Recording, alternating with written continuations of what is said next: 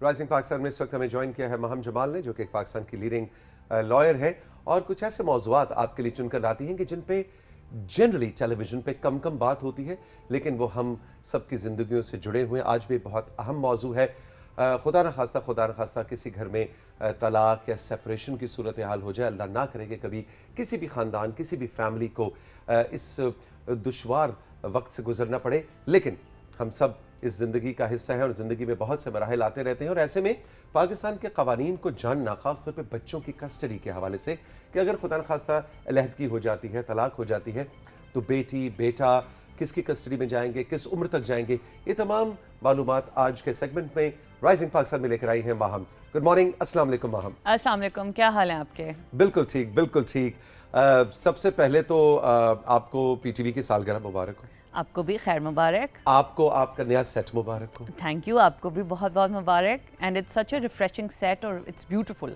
صبح کی وہ جو وائب ہے نا، وہ رائٹلی کیچ کر رہا ہے۔ ایگزیکٹلی۔ اچھا جی، آج کا موضوع جو ہے بڑا مشکل بھی ہے اس پہ بات کرنا، اس لیے کہ دل تھوڑا دکھتا بھی ہے، لیکن یہ ایک ریالٹی بھی ہے۔ اس کے بارے میں ذرا بتائیے ہمیں۔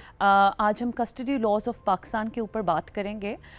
بہت انفارچونیٹ ہے، لیکن اگر ایسی سچویشن میں آپ پھنس جاتے ہیں، سپوز اگر خدا نخواستہ ڈیورس یا سیپریشن کی بات آتی ہے، سو آپ کو یہ رائٹ جاننا کہ آپ کے بچے کی کسٹڈی یا ماں کے پاس جائے گی یا باپ کے پاس جائے گی، کس کے پاس جائے گی، یہ جاننا بہت ضروری ہے۔ کسٹڈی لاز آف پاکستان میں ہمارا گارڈینز اینڈ وارڈز ایکٹ ہے جو اس کو ڈیل کرتا ہے۔ ناؤ بیسیکلی ہمیں تھوڑا سا ڈسٹنگوش کرنا ہے، تھوڑی علیحدگی کرنی ہے کہ کسٹڈی کیا ہوتی ہے اور گارڈین شپ کیا ہوتی ہے۔ اچھا، یہ دو بہت امپورٹنٹ چیزیں ہیں۔ کسٹڈی جو ہوتی ہے کہ بچہ فزیکلی جہاں پہ رہے گا، کس کے پاس رہے گا، اس کی ایموشنل ویل بینگ، اس کا خیال کون رکھے گا، ڈیلی بیسس پہ اس کو کھانا نرچر کون کرے گا۔ اور اس کے بعد دوسرا جو آپ کا آتا ہے جس کو ہم گارڈین شپ کہتے ہیں، کہ بچے کی لائف سے ریلیٹڈ امپورٹنٹ ڈیسیجنز کون لے گا، یعنی کہ اس نے تعلیم کہاں لینی ہے، اس کو کتنا خرچہ دینا ہے، اس کو کیا، اس کی خود لڑکی کی صورت میں اس کی شادی کہاں کی جائے گی۔ سو یہ آپ کا گارڈین شپ کا رائٹ ہوتا ہے۔ ان کو دو کو سب سے پہلے سمجھنا بہت ضروری بات ہے۔ کسٹڈی جو ہوتی ہے، آپ کا قانون یہ کہتا ہے کہ 7 سال تک بچہ جو ہے، جو بوائے ہے، بیبی بوائے، لڑکا جو ہے وہ ماں کے پاس رہے گا، اور جو لڑکی ہے 13 سے 15 سال تک ماں کے پاس رہے گی جب تک وہ بالغ نہیں ہو جاتی۔ اب اس میں یہ صرف بات نہیں ہے کہ آپ کی صرف یہ پرزمپشن پہ لا نہیں چلتا کہ نہیں بس یہی ہے 7 سال کے بچہ بعد بچہ جو ہے ماں سے لے لیا جائے گا اور باپ کے پاس دے دیا جائے گا۔ اگر سپوز ان ایسی سرکمسٹانسز ایمرج ہو جاتی ہیں کہ جس میں جو ہے باپ کے اگر کیریکٹر یا باپ کی اتنی فائنینشیل سٹیٹس نہیں ہے یا ایسا کچھ نہیں ہے، سو وہ ماں کے پاس ہی رہے گا۔ ہمارے کو اور اس سے الٹ بھی ہو سکتا ہے، اور اس سے الٹ بھی بالکل ہو سکتا ہے، 7 سال سے کم عمر میں بھی ہمارے پاس مثالیں موجود ہیں کہ باپ کے پاس، بالکل باپ کے پاس جا سکتا ہے۔ ٹھیک ہے، بالکل۔ اب دوسری جو چیز ہے، یہ تو ہم نے کسٹڈی کی بات کی ہے کہ کسٹڈی بچہ فزیکلی کہاں پہ رہے گا، کس گھر میں۔ فیصلہ کون کرتا ہے؟ اگر عدالت میں چلا جائے تو جج فیصلہ کرتا ہے پوری صورتحال کو دیکھ کے، ہو سکتا ہے ماں نے دوسری شادی کر لی ہے، ایبسولوٹلی، تو پھر فرق ہو جائے گا، باپ نے دوسری شادی کر لی ہے پھر فرق ہو جائے گا۔ بالکل یہی ہوتا ہے، کیونکہ بچہ جب ایسی کوئی سیپریشن ہوتی ہے تو بچہ ماں کے پاس ہی اس وقت رہ رہا ہوتا ہے۔ کہیں پہ بھی کسی بھی جس پیرنٹ کو کسٹڈی چاہیے اس کو کیس کورٹ میں کیس فائل کرنا پڑے گا۔ جب تک وہ اپلائی نہیں کرے گا بچے کی کسٹڈی کے لیے کورٹ میں جا کے، جو ہماری عدالت ہے اس میں جا کے اپلائی نہیں کرے گا، تب تک کورٹ نہیں ڈیسائیڈ کرے گا۔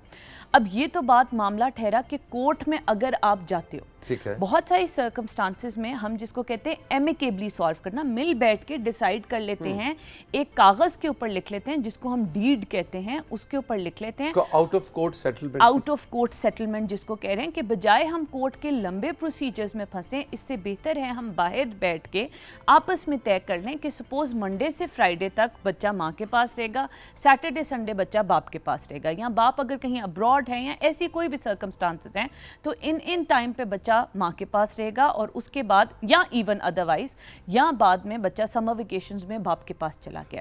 کیونکہ ہر فیملی کی اپنی ریالٹیز ہوتی ہیں، ہر ماں باپ کی اپنی جاب اور اس کے حوالے سے اپنی ریالٹیز ہے، اس کے مطابق بیٹھ کے सेटल कर लिया जाए तो ये ज़्यादा बेहतर है। और कानून ये कहता है कि जो कानून देखेगा कि कस्टडी किसको देनी है, कानून एक चीज़ कहता है वेलफेयर ऑफ द चाइल्ड, कि जो बच्चे के लिए ठीक है।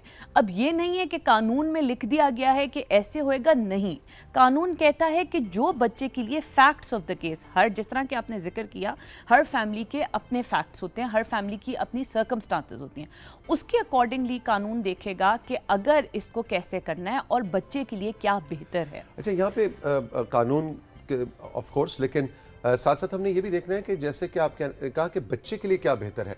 अच्छा, ऐसे में मैंने देखा है कि जो मियाँ बीवी हैं या जो माँ के साइड के उसके बहन भाई होते हैं या उसके माँ बाप होते हैं और लड़के के उसके माँ बाप, उसके वो थोड़े से ना अपनी अना का मसला भी बना लेते हैं कि नहीं जी, हमारा खून, हमारा बेटा, हमारी बेटी, ये भाई वो उसका भी तो है, पहली बात। दूसरी बात ये कि हम अपने जज्बात को जहन में रख के लड़ रहे होते हैं, ये नहीं देखते कि उस बच्चे का कोई प्रॉब्लम नहीं है भैया, आपकी तलाक हुई है, आप दोनों एक साथ नहीं चल सकते, उसकी तो वो भी माँ है और उसका वो भी बाप है।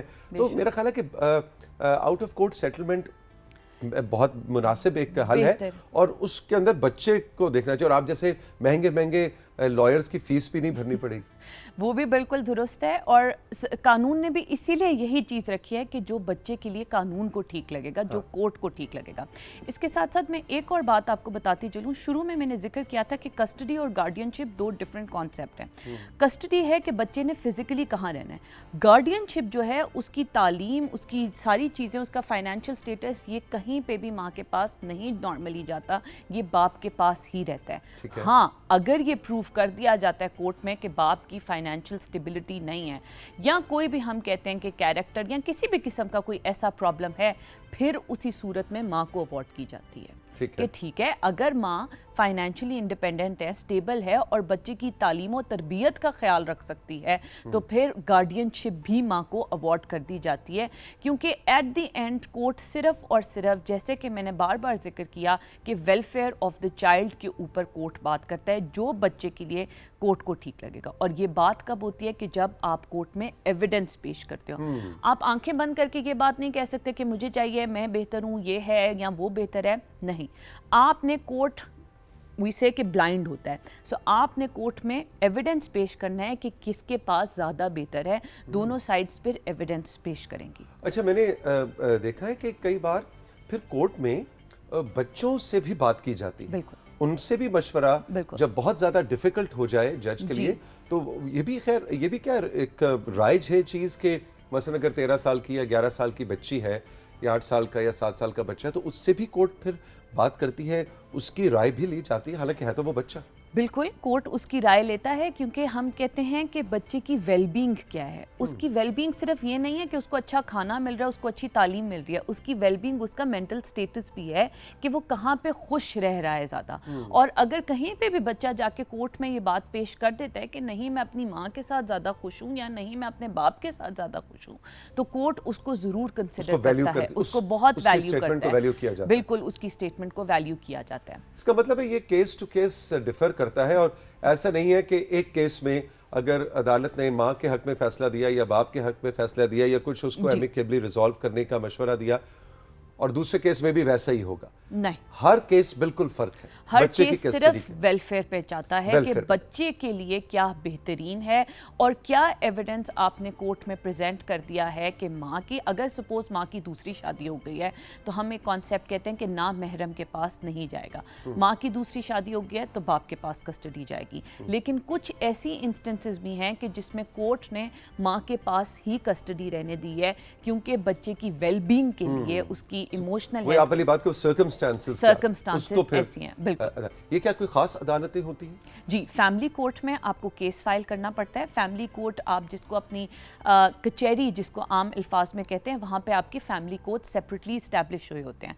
वहाँ जाके आप अपने वकील रखते हैं, तो उनको एप्लीकेशन देते हैं कोर्ट में जाके कि मुझे इस तरह बच्चे की कस्टडी चाहिए।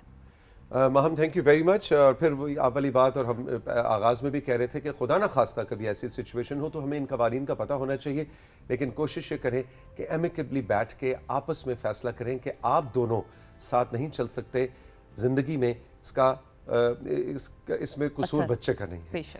اس کی ویل بینگ اور اس کی خوشی اور اس کی اچھی تربیت جو ہے اس کو آپ نے انشور کرنا ہے, چاہے اس کے عوض آپ کو ہفتے میں ایک دفعہ ایک دوسرے کی شکل دیکھنی بھی پڑے. حالانکہ عموماً ایسے ہوتا ہے میں زندگی میں تمہاری شکل نہیں دیکھنا چاہتا, بٹ بچے کے لیے آپ کو ملنا بھی پڑتا ہے. اور بائی دا وے مہم ایسی مثالیں بھی ہیں کہ ایمیکیبلی علیحدہ ہوئے ہیں اور بہت اچھے دوستوں کی طرح اس بچے کے دونوں دوست بن کے اس کی تربیت کریں, اور یہ بہت اچھی مثال ہے. اور بلکہ ہم یہی انکریج کرتے ہیں کہ آپ آؤٹ آف کورٹ بیٹھ کے سیٹل کر لیں, کیونکہ جب کورٹ میں آ گیا تو ایک آپ کا ڈائریکشن آ جاتی ہے, کورٹ کی طرف رول کر دیا جاتا ہے. آپ آپس میں بیٹھ کے طے کریں. Exactly. Thank you very much Maham, بہت بہت شکریہ آپ کا. ہم اب جناب لیں گے ایک چھوٹا سا بریک, اور بریک کے بعد جب واپس آئیں گے تو ہماری بہت ہی پیاری دوست لیلا زبیری, آپ کی فیوریٹ, ہمارا ساتھ دیں گے آج کے رائزنگ پاکستان میں. ہم نے آپ کو پتہ ہی ہے کہ کل سے آج تک ہم پی ٹی وی کی سالگرہ منا رہے ہیں, اور کل جو ہم نے اسپیشل شو کیا تھا پورا دن میراتھن ٹرانسمیشن کی تھی مختلف اسٹیشن سے, کل بہت بزی تھی. ہم نے کہا آج لیلا کو بلاتے ہیں اور آج ان سے کچھ پی ٹی وی کی کہانی سنتے ہیں اور ان کو بھی پی ٹی وی کی سالگرہ کی مبارکباد دیتے ہیں. آپ نے اگر لیلا سے کچھ پوچھنا ہو تو ہمارا واٹس ایپ نمبر آپ کے پاس ہے, ضرور پوچھیے. ابھی ملتے ہیں اس چھوٹے سے بریک کے بعد.